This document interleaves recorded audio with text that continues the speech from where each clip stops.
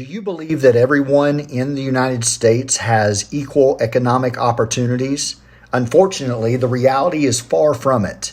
I want to discuss how systemic racism impacts Black people's economic mobility and why we need to take action to address this urgent issue. My name is Scott Lloyd. I'm a university professor that specializes in cultural understandings of systemic racism, communications, and persuasion.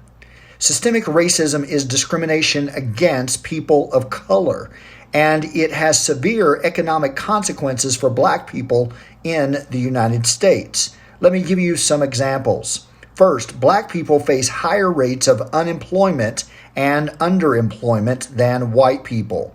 This is due to discrimination in hiring and promotion practices, but also because people of color, including Black people, are often concentrated in low-wage jobs with limited opportunities for advancement. In addition, Black people are more likely to experience job loss during economic downturns, which can have long-lasting effects on their income and financial stability.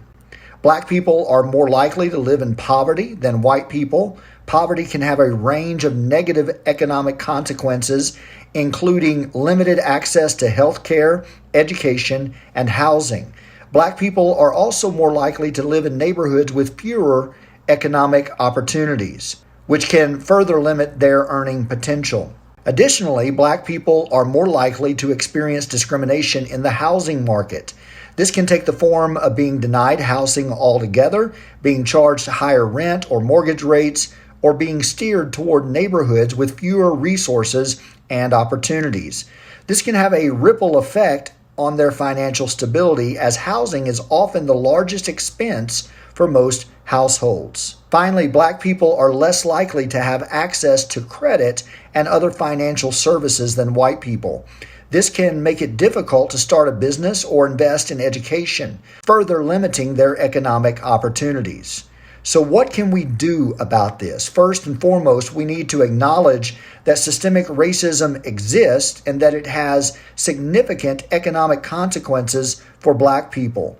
We need to work towards dismantling racist policies and practices in our institutions and systems, including those in the labor market, housing market, and financial sector. Invest in programs and initiatives that support economic mobility for Black people, such as job training, education, and affordable housing. Systemic racism has significant economic consequences for Black people in the United States. It limits their opportunities for economic mobility and perpetuates economic inequality. But we can work towards a more just and equitable future by acknowledging the existence of systemic racism and taking steps to dismantle it. Look at how well some Black people have done in our culture. Imagine how well all Black people would have done without the limitations of systemic racism.